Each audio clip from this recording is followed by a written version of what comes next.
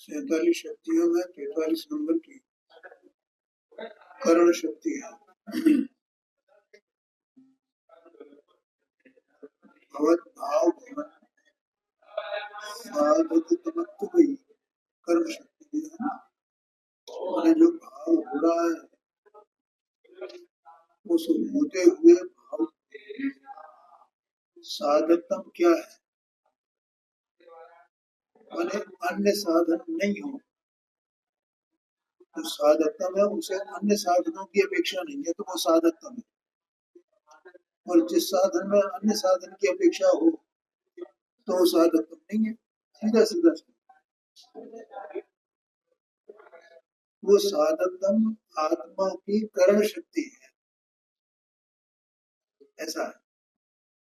तो इसकी जो चर्चा अपनी चल रही थी तो कल 529 पेज पर इसी में इस पुस्तक में ये आया था प्रश्नांत में, जब ये कहा गया कि आत्मा की जो कर्ण शक्ति है वो आत्मा की अवस्था में उत्पन्न होने वाला जो राग है उस राग की वो साधक नहीं।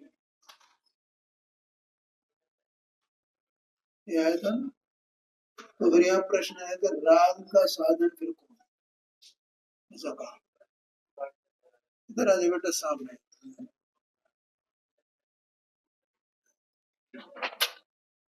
राग का साधन ऐसा प्रश्न था, वो यहाँ पर दिया है। राग का साधन कौन है? देखो, राग का साधन कौन होगा? आत्मा में तो राग होता नहीं है। राग का कारण आत्मा में, राग का कारण आत्मा में है ही नहीं, तो आत्मा उसका साधन कैसे हो? तो यहाँ गुरुदेव जी उत्तर देते, आत्मा के जितने साधन हैं, जो भी गुण है ना, शक्तियां हैं, तो वे अनंत शक्तियां तो त्रिकाल एक रूप ध्रुव है ना। तो वो ध्रुव रूप जो शक्तियां हैं वे ही तो अपने कार्यों में कारण बनती हैं। ठीक है, ये बिल्कुल सीधा सीधा ये फॉर्मूला है कि आत्मा के जो निर्मल कार्य हैं, सम्यक दर्शनादि भाव हैं, उनमें कारण कौन बनेगा? साधकतम कारण कौन है? कि वो आत्मा की जो शक्तियां हैं वे ही हैं। जैसे अपन उदाहरण भी लेते हैं, आत्मा में ज्ञान शक्ति है तो ज्ञान का कार्य है, दर्शन शक्ति है तो दर्शन का कार्य है, केवल ज्ञान जैसे होता है केवल ज्ञान परमात्मा को, तो केवल ज्ञान का साधन कौन है? केवल ज्ञान शक्ति है। 47 शक्तियों में केवल ज्ञान भी एक शक्ति है, सर्वगत शक्ति है। पढ़िए, 10 नंबर की है। और ऐसे ही वो जो केवल दर्शन होता है, अनंत दर्शन, अनंत ज्ञान, अनंत ज्ञान अनंत दर्शन कहो, केवल दर्शन केवल ज्ञान कहो, तो ऐसी भी शक्ति है ना, सर्वदर्शित्व शक्ति 9 नंबर की, ये आत्मा में है ना। तो उससे वो कार्य हुआ ना, तो वे शक्तियां उसकी साधकतम रही ना। ऐसे आत्मा में जैसे ये ध्रुव शक्तियां हैं, ऐसे आत्मा में राग को उत्पन्न करने वाली कोई ध्रुव शक्ति है क्या? आत्मा में राग उत्पन्न करने वाली कोई ध्रुव शक्ति है ही नहीं। अरे वो ध्रुव, अगर वो ऐसा होता तो वो आत्मा का स्वभाव, क्या कहा, वो आत्मा का स्वभाव हो जाता। क्योंकि जितनी ध्रुव शक्तियां वे सब आत्मा के स्वभाव ही है ना। आत्मा त्रिकाल अनुरूप रहता है ना, वही तो आत्मा का अस्तित्व है, वही तो स्वरूप है आत्मा का, वही उसकी सत्ता है। तो इसलिए यह गुरुदेव श्री ने उत्तर दिए, देखो, राग का कोई ध्रुव साधन नहीं है। राग तो ऊपर की क्षणिक विकृति है। ऊपर की का मतलब आत्मा में से उत्पन्न नहीं होती, इसका मतलब ऊपर है ना। ऊपर की मतलब ऐसा नहीं समझना आत्मा तो ये है और इसके ऊपर ये है, ऐसा ऊपर नहीं है।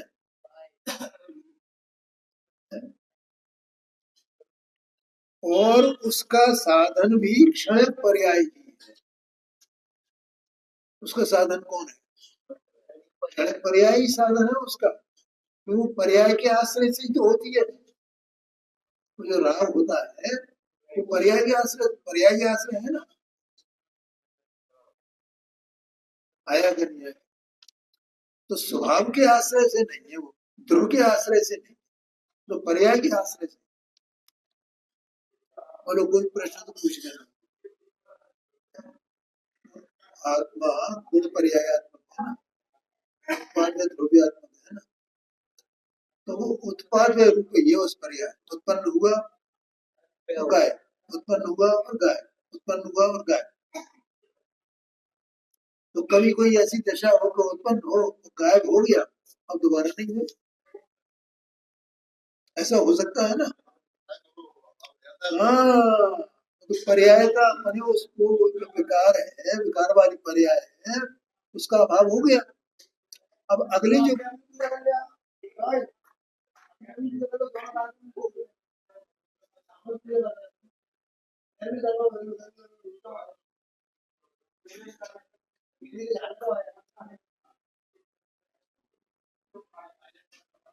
क्या कहा, वो जो पर्याय में हुआ है ना विकार, और वो उस पर्याय का अभाव हो गया विकारी पर्याय का, लेकिन पर्याय का अभाव नहीं होगा, विकार का अभाव होगा, अगली पर्याय दोबारा आएगी। अब जो पर्याय दोबारा आई है तो वो तो निर्मल पर्याय आई है, तो वो उस समय की जो पर्याय थी वही उसका आधार था, वही कोई पर्याय आधार थी राग का। बोलो समझ में आया कि नहीं? तो इसलिए वो क्षणिक, ऐसा गुरुदेव जी ने कहा क्षणिक, एक समय की पर्याय वो उस राग का आधार है। ये समझ में है? इसका मतलब ये है कि मैं चैतन्य वस्तु आत्मा, मैं राग का आधार नहीं, मैं राग का कारण नहीं हूँ, ये कहते हैं। उसका साधन भी क्षणिक पर्याय ही है। आगे जो होगा पेज पर,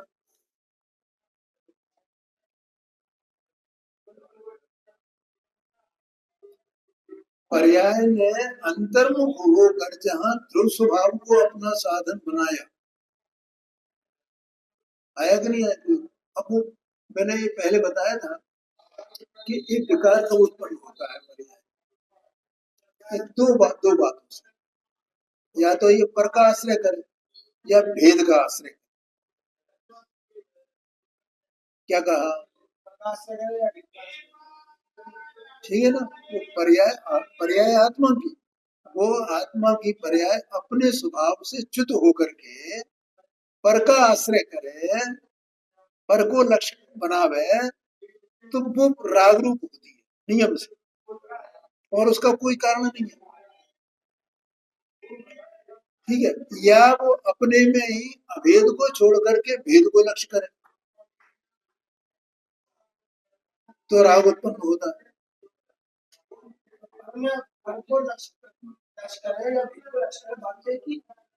नहीं, अंतर है ना, परमाणु जैसे देह मन वाणी ये सब बाहर के जितने संयोग है, स्त्री पुत्रादि के देव शास्त्र गुरु है, ये सब पर हुए कि नहीं हुए? और भेद माने अपना आत्मा जो अभेद है, ऐसे उसमें भेद करके मैं ज्ञान वाला हूँ, दर्शन वाला हूँ, सुख वाला हूँ, ऐसा उसका उसके उसके विचार करे, आलम में बताए मैं ज्ञान वाला हूँ, ऐसा भेद करना, मैं लक्ष्य हूँ, ज्ञान मेरा लक्षण है, ऐसा भेद करें, आएगा नहीं आएगा? तो ये भेद करना माने विकल्प उत्पन्न होना राग। ये जो पर्याय अभेद को लक्ष्य करे तो बस वो वहां का वहीं बस, तुम्हारा राग है नहीं। इसका मतलब राग अपना रेगुलर परमानेंट स्वरूप नहीं है, स्थायी स्वरूप नहीं है आत्मा का, और आत्मा उसका कारण भी नहीं, कारण ही नहीं है। वहां अगली लाइन देखो, विकार का साधन कोई रहता ही नहीं, देख देखो आया कि नहीं आया ध्यान में, दूसरी लाइन, जहां ये आत्मा की पर्याय ने अपने स्वभाव को लक्ष्य में लिया, उसके सन्मुख हुआ, उसमें निमग्न हुआ, वो पर्याय निमग्न हुई, तो विकार कहाँ रहा? अभी अपन ने पहले सब ये बात कर ली ना, वहां विकार है ही नहीं। बस बस बस बस बस वो वाली पर्याय, वो उस राग का आधार, और कोई राग का आधार नहीं, कारण नहीं है। तो वहां विकार होता ही नहीं, ये चर्चा कर रही आई थी। क्या कहा? कल ये बात बताई थी, तो भाई जी ने प्रश्न किया था, वो गोले का उदाहरण आया था ना, कल थे ना, तो क्यों अगर गोला है तो गोले में लालिमा तो है ना, ठीक है। तो मैंने ये उत्तर दिया कि जब ये जीव अपने आत्मा को जानने जाए, ठीक है, तो अपने अस्तित्व को, ध्रुव अस्तित्व को पकड़ेगा ना, जो त्रिकाल स्वभाव है उसको पकड़ेगा, क्या पर्याय को पकड़ेगा? पर्याय पर्याय को पकड़े कैसे? मुझे बताओ, तो जो पर्याय पकड़ने वाली को तो स्वयं ही एक समय की है, तो पकड़ेगी कैसे पर्याय? वो तो ध्रुव ही स्वभाव पकड़ने आएगा, और जब ध्रुव स्वभाव वही उसकी सत्ता है, ध्रुव स्वभाव पकड़ने आया तब ज्ञान सम्यक होएगा, और ज्ञान सम्यक होगा तो ज्ञान ये जाने, तब जानेगा ना, तो वो लालिमा है, वो ज्ञान का विषय बनी, दृष्टि का विषय नहीं बनी, आश्रय का विषय नहीं बनी, लक्ष्य का विषय नहीं बनी। आएगा नहीं। अरे गोले को खाएगा, उसका स्वाद लेगा मीठा मीठा, तो उसे वो उसको ये इसमें ऊपर वो छाल है, ये उसका ख्याल में आएगा, वो तो उसका स्वाद ले रहा है मिठाई मिठास का, उसका निषेध नहीं है कि नहीं है, वो तो ज्ञान का विषय है, लक्ष्य का आश्रय का विषय नहीं है, ऐसा समझना। तो यहाँ कहते हैं देखो, जब वो अंदर गया तो विकार का साधन कोई रहता ही नहीं, अर्थात विकार वहां उत्पन्न होता ही नहीं, वहां तो निर्मलता ही होती है। इसी प्रकार अपनी निर्मल पर्याय का साधन होना ही आत्मा का स्वभाव है, निर्मल पर्याय का साधन होना ही आत्मा का स्वभाव है जी। आपने बोला कि भेद करेंगे, अब जैसे अभी हम हैं, अभी हम अज्ञानी हैं। हाँ हाँ बोलो। अभी हम अज्ञानी हैं, अभी तो हम लक्षणशील अस्थि प्राप्ति का इतना भेद से ही पकड़ना पड़ेगा। देखो ऐसा है कि उसमें ऐसा कोई हार्ड एंड फास्ट नहीं है कि वो लक्षण पर्याय वाला है कि वो लक्षण द्रव्य वाला है, ऐसा कुछ नहीं है। उस लक्षण का स्वरूप जानिए आप, लक्षण का स्वरूप क्या है, और किसका है लक्षण? लक्ष्य का। लक्षण किसका होता है? लक्ष्य का। और वो लक्षण लक्ष्य से अभेद होता है कि भेद रूप होता है? अभेद होता है। तो उसका स्वरूप जानना है ना, जैसे ज्ञान है, तो ज्ञान का कार्य क्या होता है? जानना। जानना। अब वो जानना किस प्रकार का होता है? जानना माने क्या? स्वयं को जानना, पर को जानना। स्व को जाने, पर को जाने। तो ऐसा जो लक्षण है जानने का, स्व और पर को प्रकाशित करे, और प्रकाशित करे तो किसका आश्रय लेकर के करे? स्व मनो उनका पर का सबका प्रकाशित कर रहा है, तो पर का आश्रय लेकर के प्रकाशित करे, क्या वो तो अपने आत्मभूत ही है, वो तो परभूत थोड़ी है। वो जो प्रकाशित करने वाला है वो आत्मभूत है ना, तो वो जो आत्मभूत है, अब बोलो उसमें क्या, हम क्या पर्याय को देखें कि द्रव्य को देखें, किसको देखें, कौन सा लक्षण है? लक्षण कहाँ है? अरे वो लक्षण तो आत्मभूत होता है, वहां ये भेद ही नहीं करना है, हम पर्याय का है वो द्रव्य का है, क्या करना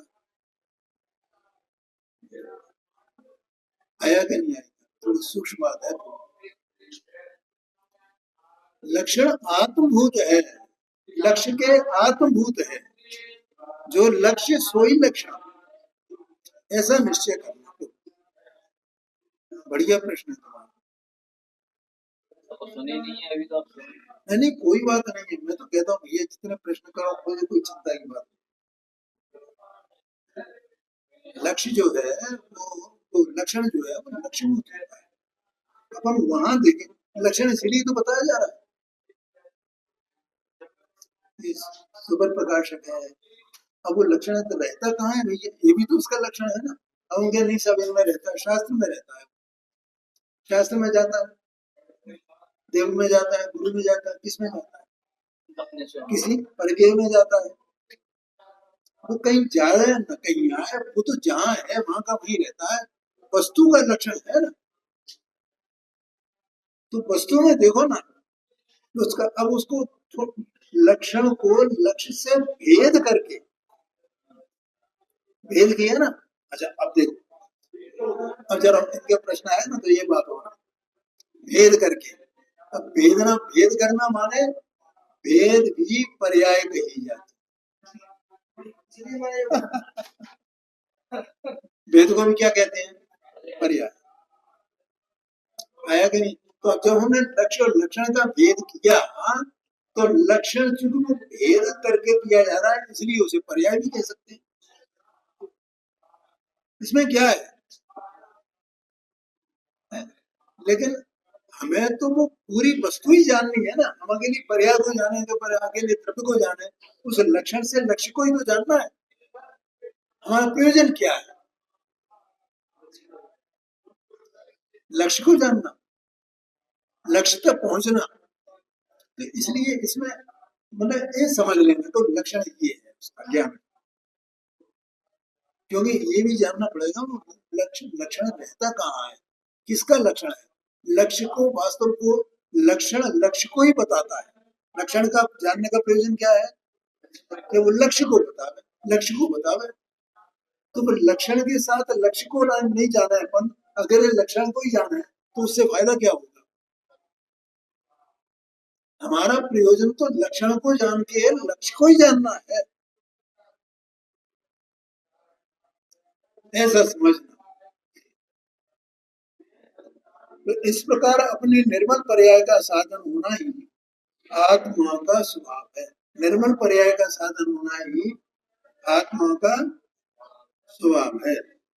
प्रकट में यहाँ दिया, चारित्र में भूमिका अनुसार राग होता है, वह गुण है। भूमिका अनुसार जो जो जीव मोक्ष मार्ग की है ना, भूमिका माने मोक्ष मार्ग की जीव की, अज्ञानी की नहीं। अज्ञानी तो सभी है। अब ब्रह्मलिंगी की क्या भूमिका है? कोई भूमिका नहीं है। भूमिका हमारे चौथा गुण स्थान वाला है, पांचवें गुण स्थान वाला है, उन्हीं दशा वाला है, या वो श्रेणी आरोहण करने वाला है, ये भूमिका है।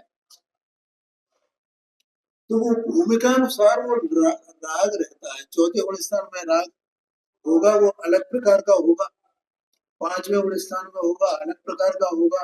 उन्हीं दशा में होगा, उसका अलग प्रकार का होगा। ये बताना। देखो इसमें अब 539 पेज हो गया और ये अंतिम है।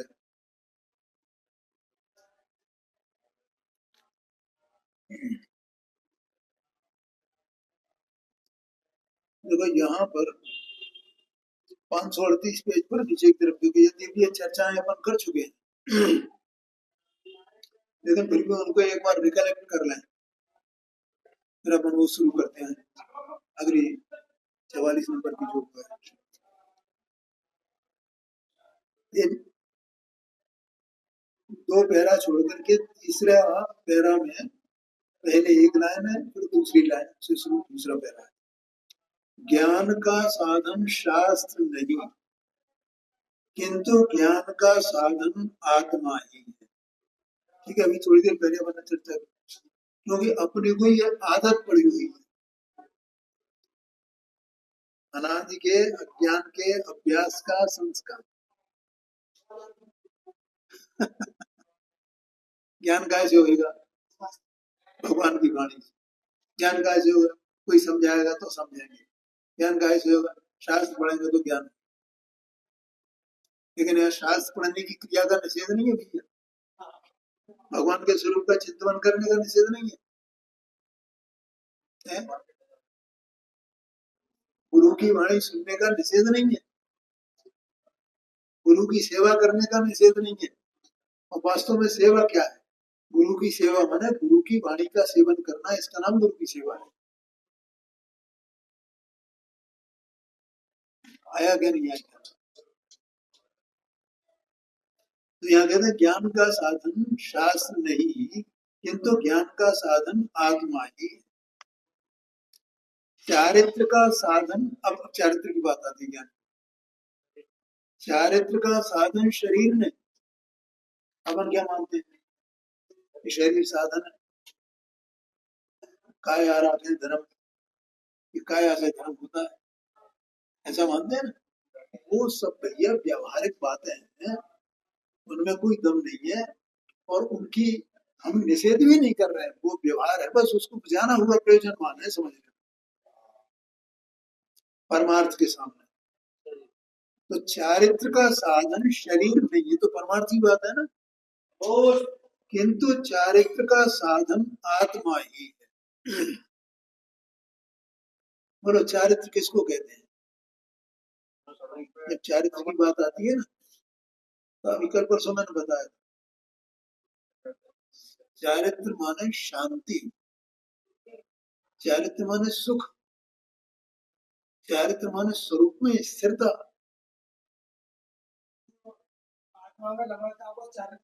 हाँ जी, हाँ, स्वरूप में स्थिरता, स्वरूप में रमणता, उसको चारित्र कहते हैं। देखो, अब ये चारित्र भी जो रमणता कही जाती है वो दो प्रकार से कही।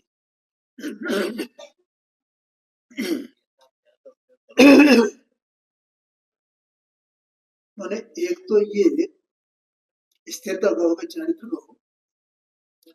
एक तो पर्याय का जो अपन जानते हैं, इसे सभी जानते हैं जो स्वाध्यायी है, कि जो पर्याय है वो स्वरूप में निमग्न हुए, तो स्वरूप में निमग्न होना वो चारित्र है।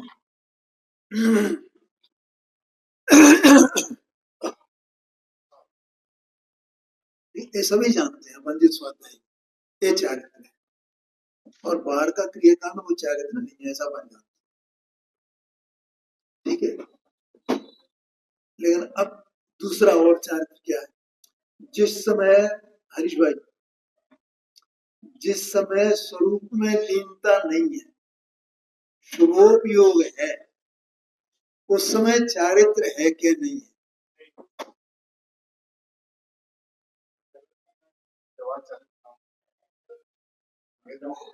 चारित्र रहेगा कि नहीं रहेगा?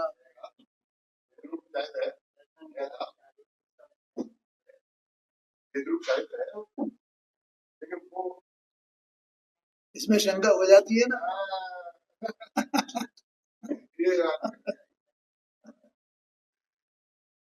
भैया, जितना कसाय का अभाव हो गया है, जितनी मलिनता का अभाव हो गया है, कसाय जन्य जितनी आकुलता का अभाव हो गया है, उतनी आत्मा की शक्ति पर्याय में व्यक्त हुई है कि नहीं हुई है? उतनी निराकुलता परिणति में आई है कि नहीं आई है? उतनी उज्ज्वलता उस वस्तु की परिणति में विद्यमान है कि नहीं है?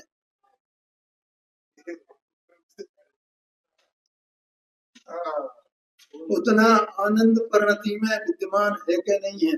उतनी शांति का वो भोग करता है कि नहीं करता है? है? इसका नाम चारित्र है। वो शुद्धोपयोग तो उसका कारण है, मन स्वरूप में लीनता वो कारण और ये कार्य। इसलिए ये जो संवर निर्जरा तत्व है ये चारित्र है। तो उतने संवर उतनी निर्जरा है कि नहीं वहां उस वस्तु को, वो चारित्र है, वो आनंद है, आनंद की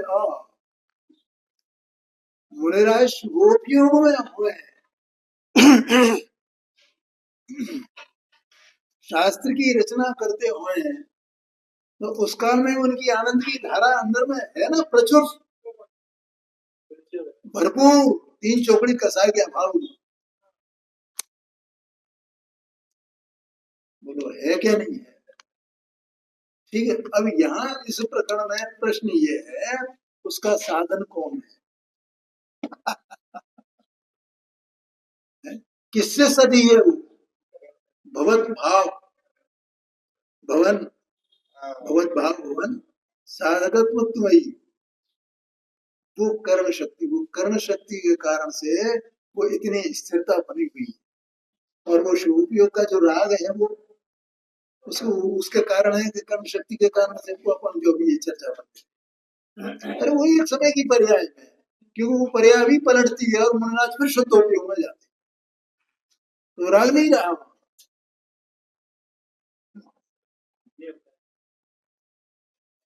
ख्याल में आया? अरे देह मन वाणी इसी में पड़ी हुई है, इनका कोई कार्य है ही नहीं इसमें आत्मा। हाँ जी, हाँ जी, हाँ जी, हाँ जी, हाँ जी। परमार्थ से वो चारित नहीं है, वो सहचारी है और निमित्त है, कल बताया था, परसों बताया था।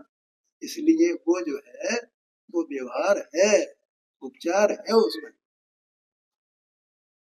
आया कि नहीं आया, ऐसा समझ।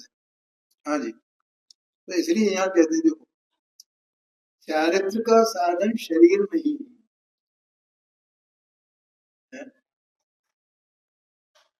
चारित्र का साधन आत्मा ही है। कितना आनंद करता था, कैसी क्या भैया ये परिचय होती हैं, उपसर्ग होते हैं, तो मुनिराजगंज में कोई परेशानी नहीं होती है क्या?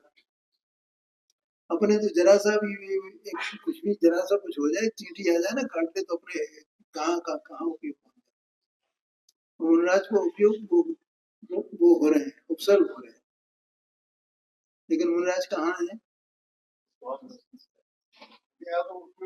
वो अपने आनंद में, अपनी शांति की धारा में, उसमें निमग्न है मुनिराज। तो नकुल और सहदेव को वो विकल्प आ गया, तो भी उनकी उतनी शांति बरकरार थी कि नहीं थी? ओ इतना आनंद, इतना आनंद, इतना। अब उस आनंद के सामने वो जो उपसर्ग हुआ है, उस उपसर्ग का कितना दुख लगेगा मनोराज को, बताओ। हाँ, हाँ, इतना आनंद, इतना कहाँ दुख कहाँ लगे मनोराज को? इसका मतलब दुख का कारण कसाय है, जितनी कसाय उतना दुख, जितना कसाय का अभाव उतना सुख। तो सब आत्माश्रित है, मैं तो है? ऐसा कहते हैं।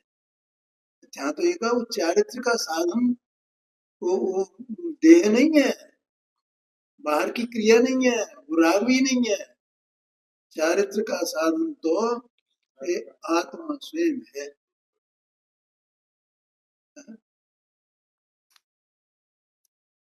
आत्मा के ही ग्रहण से ज्ञान चारित्र आदि निर्मल पर्याय होती हैं, इसलिए आत्मा ही उनका साधन है।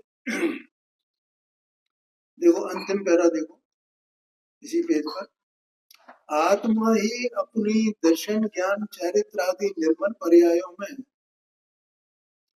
अभेद रूप से परिणमित होता है। ये कल परसों 3-4 दिन से अपन ये बात पहले कही है। इसलिए वे पर्याय देखो, बोला ना गुरुदेव सिंह ने, ये बात मुझे बतानी थी आप, जो मैंने 2-3 दिन पहले कही थी। हाँ, गुरुदेव सिंह स्वयं फरमा रहे, वे पर्याय कौन है? देखो अब दो बातें आ गई इसमें। पहली बात वो वही देखो, आत्मा ही अपनी दर्शन ज्ञान चारित्र आदि निर्मल पर्यायों में अभेद रूप परिणमित होता है। ये बात किसकी तरफ से की गई? आत्मा की तरफ से। आत्मा ही उन निर्मल पर्यायों में अभेद रूप से परिणमित, ठीक है। अब पर्यायों की तरफ से बात, इसलिए वे पर्याय हैं, आत्मा ही है। दो बातें हो गई ना। पहली बात में आत्मा ही उन पर्यायों रूप परिणमित होता है। दूसरी बात, वे पर्याय ही आत्मा है। अरे वे पर्याय ही आत्मा है। बात समझ में आई कि नहीं आई? आत्मा सत्स्वरूप वस्तु है ना, उसकी ऐसी अभेद दशा निर्मल पर्याय के साथ। हाँ, वो आत्मा ही है सब, वहां कोई भेद नहीं है। ये भेद का निराकरण करने के लिए गुरुदेव सिंह ने बात, हाँ द्रव्य पर्याय में कोई भेद नहीं है। वे आत्मा ही उन पर्याय में परिणमित होता है, निर्मल पर्याय में परिणमित होता है, और वे पर्याय आत्मा रूप ही है, निर्मल पर्याय। और जैसे आत्मा और वे पर्याय निर्मल पर्याय अभेदी ही है, एक ही है, वैसे आत्मा और राज नहीं है। राग और आत्मा आया समझ में? उनका साधन भी आत्मा ही है। त्रिकाली द्रव्य सो कारण और उनकी निर्मल पर्याय सो कार्य। और कारण और कार्य, हाँ देखो, आपको याद होगा कि जो गुण है ना, अनंत गुण है, तो अनंत गुणों में है, उनमें से हर एक गुण, अपन भेद करके बात कर रहे हैं, हर एक गुण अपनी पर्याय सहित ही है ना, भेद करके। क्यों? क्योंकि अनंत गुणों का अभेद रूप आत्मा वो त्रिकाल अपनी पर्याय सहित ही बरत रहा है ना। ऐसा आत्मा जो पर्याय सहित बरत रहा है, उस पर्याय सहित बरतते हुए आत्मा में ही समय समय करके अनाद से रागादि भाव ये सब हो रहे हैं। आया कि नहीं? अब उन रागादि भावों को कौन दूर करे? कौन कर सकता? स्वयं ही करेगा, अपने त्रिगुण पर्याय को जानकर, स्वभाव विभाव को जानकर। बगल में आएगी वो, हाँ, ये हाँ, और स्वभाव तो त्रिकाल है, और जानने वाला भी यही है। वो अपनी पर्याय से, अपनी जानने वाली पर्याय से, अपनी ताकत से, ये इसकी ताकत है। ये भी बात क्लियर हो गई, बार बार लोग कहते हैं ना राग कहाँ से आता है। हाँ जी, हाँ जी, हाँ जी, हाँ जी। क्या कहा? ये शुभ भाव शुभोपयोगी आत्मा की ताकत नहीं है। क्या कहा? समझ में आया कि नहीं आया? हाँ, ये जी पाप को छोड़ करके, अशुभ क्रिया को छोड़ करके शुभ क्रिया करे, शुभ उपयोग करे, उसे अपनी ताकत माने, ये तो प्रभु मिथ्यात्व है। क्या भैया नवीन भाई, समझ में आया कि नहीं? इसने क्या किया है ना, उल्टी दशा, यही तो इसका नाम तो मिथ्यात्व। ये जो शुभ अपनी ताकत नहीं है, उसको ताकत वो, अरे प्रभु तेरी ताकत तुझ में अंदर में पड़ी हुई है, तेरी अनंत ताकत है। एक बार अपने ज्ञान को यहाँ से हटा करके अपने स्वरूप में लगा तो सही, देख तो सही है?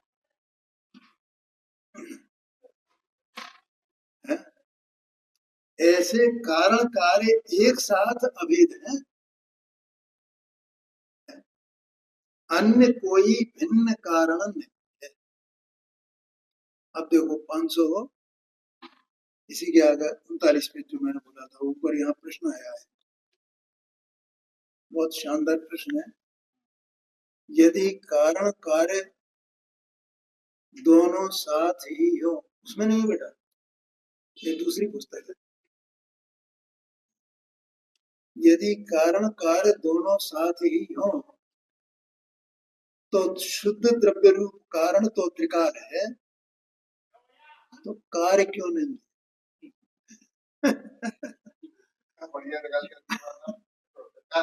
हाँ जी, कार्य तो है, कार्य क्यों नहीं है?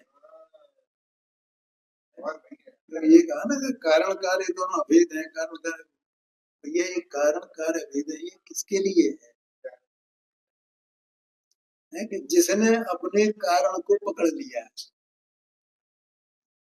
अपन भी लोग में ऐसा करते हैं ना, कारण ढूंढते हैं कि ढूंढते हैं, भैया ये कार्य करना है तो अपन कोई कारण, जो भी कारण हो उसका वो मिलान करते हैं कि नहीं करते। तो यहाँ कारण तो तेरा पड़ा, तू उसको मिलाया ही नहीं अभी तक। मिला है और कार्य नहीं हुआ, ऐसा हो सकता है? होगा ही होगा। कार्य कार्य तो सतत हो ही रहा है ना, जानने रूपी कार्य है वो तो सतत हो रहा है, उसे त्रिकाली क्यों नहीं कह रहे हैं? क्योंकि वो तो हमेशा चल रहा है। विषय नहीं देखो अपन के विषय क्या बनने, पर कार्य तो हर समय चल रहा है। हाँ जी, तो त्रिकाली हुआ ना। हाँ जी, बिल्कुल हुआ। लेकिन वो कार्य, कार्य को साथ कार्य को देखने के साथ साथ में कारण को भी तो देखो, कारण को क्यों नहीं देख रहे? समझ गया है ना? जब तुम कारण को देखोगे तब तुम्हें पता चलेगा, ये दोनों भेद पता चल जाएंगे कि वास्तव में त्रिकाली कौन है। उत्पाद है, उत्पाद है, उत्पाद है, ये तो अनाथ से है, अनंत का रहेगा। तो लेकिन ये तो वस्तु का स्वरूप ही है ना। जैसे द्रव्य त्रिकाली है वैसे उत्पाद है, उत्पाद है वो भी तो त्रिकाली है ना। ये तुम्हारा कहना ही है। तो उस उत्पाद को किसके साथ में देखो, अभेद करके देखो कि अलग अलग करके देखो? अभेद देखो। और वो अभेद कब दिखेगा? जब तुम्हारी उत्पाद रूप पर्याय अपने द्रव्य को पकड़ेगा, क्योंकि पर्याय पकड़ में कभी नहीं आती है। जब पकड़ में आएगा तो द्रव्य पकड़ में आएगा।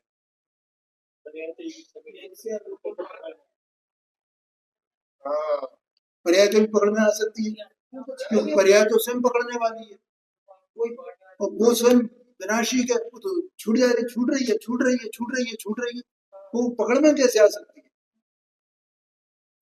तो फिर कौन पकड़ में आ सकता है? जो ध्रुव स्वभाव है त्रिकालीय, इसलिए दृष्टि के जोर में ये बात कही जाती है। ये ज्ञान का विषय है कि उत्पाद में भी त्रिकालीय है। पकड़ में नहीं है, पकड़ में नहीं है, इसका थोड़ा सा मतलब क्या हुआ? जानने में नहीं है, ज्ञान का विषय नहीं है। जैसे मैंने इसको जाना, इसको भी जानना है, तो जानने का विषय तो बन नहीं है।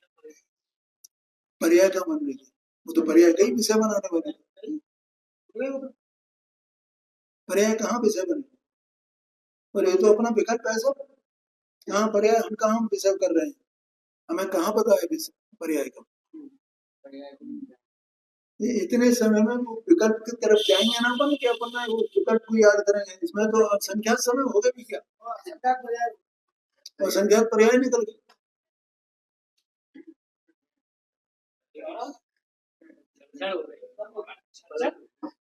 आया कि नहीं?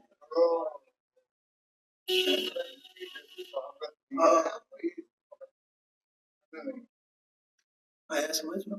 सब विकल्प है, ये ऐसा है, ये ऐसा है। द्रव्य पकड़ में आएगा ना, वो पर्याय, वो ज्ञान की पर्याय अंतर्मुख होकर के, अंतर्मुख हो जाएगी, स्वभाव को पकड़ेगी। स्वभाव ध्रुव है, स्वभाव ध्रुव है, विकल्प चले जाएंगे। हाँ जी, ये बात है। तो कुछ रहा ही नहीं वहां, बस वहां आनंद का वेदन है बस, और वो आनंद में हूँ, बस इतना सा, और कुछ नहीं। हाँ जी, देखो उत्तर देते हैं गुरुदेव श्री, शुद्ध कारण को स्वीकार करे, शुद्ध कारण को स्वीकार करे और निर्मल कार्य न हो, ऐसा हो ही नहीं सकता। शुद्ध कारण माने जो त्रिकाली परंपरा में भाव रूप है ना, वो शुद्ध कारण है। शुद्ध कारण और कारण शुद्ध पर्याय, ऐसा वो में है ना। तो ऐसा शुद्ध कारण ये है जो त्रिकाली है, परंपरा में भाव रूप है, जिसमें आज तक कोई मलिनता जिसमें मिली नहीं है, घुली नहीं है, उसको छू नहीं सकी है। बोलो स्फटिक मणि का उदाहरण अपन लेते हैं कि नहीं लेते हैं? वो स्फटिक मणि की पर्याय अवस्था लाल काली हुई है, तो लालिमा कालमा स्फटिक मणि के किस परमाणु को छूती है? ऐसे आत्मा की अवस्था में अशुभोपयोग हो, शुभोपयोग हो, शुभराग हो, अशुभराग हो, वो आत्मा के स्वभाव को, आत्मा के अस्तित्व को छूता नहीं है। वो तो एक समय की पर्याय पद मात्र उतना ही है।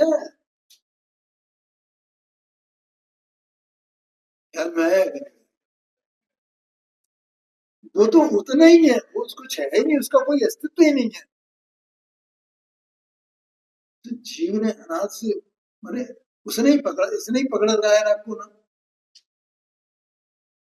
राग तो स्वयं जड़ है, अचेतन वस्तु है, उसमें उसमें ज्ञान नहीं है भैया, ज्ञान तो आत्मा में है।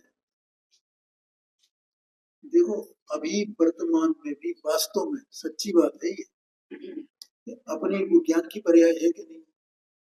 तो ज्ञान की पर्याय स्वयं उस राग को अपने में मान रही है कि राग के राग है में तेरा, चल राग में ज्ञान ही नहीं है। तो जो ज्ञान की पर्याय है, राग को अपना मान रही है, देह को अपना मान रही है, वो ज्ञान की पर्याय अज्ञान है कि ज्ञान है? अज्ञान है वो तो। और राग तो इसको छू ही नहीं सका है आज तक, भले ही इतना अनंत काल निकल गया उसमें राग में पड़े पड़े इसको, और राग को अपना मान के मानते, लेकिन तो अभी राग इसका हुआ नहीं। राग को अपना मानते मानते अनंत अनंत काल निकल गया, तो भी राग इसका हुआ नहीं।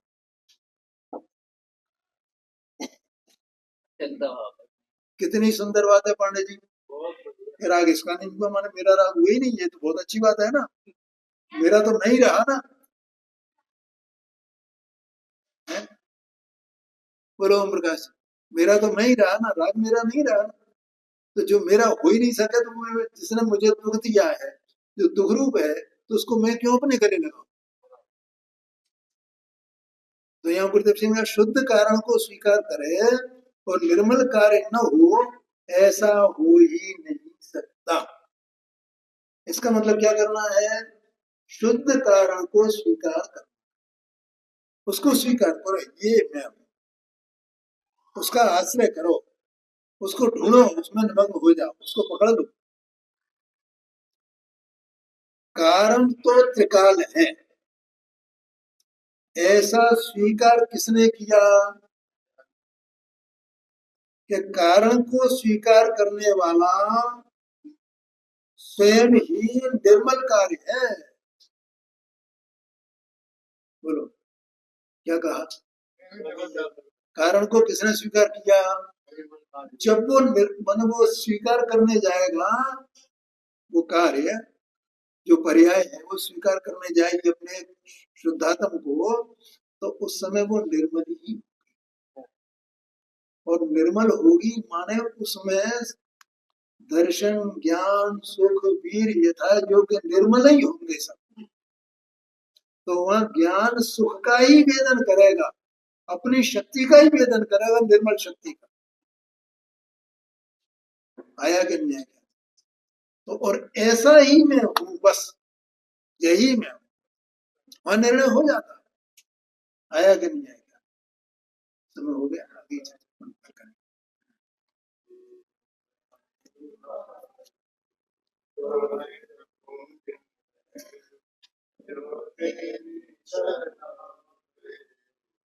पावे सुख चैन क्या वाणी के ज्ञान।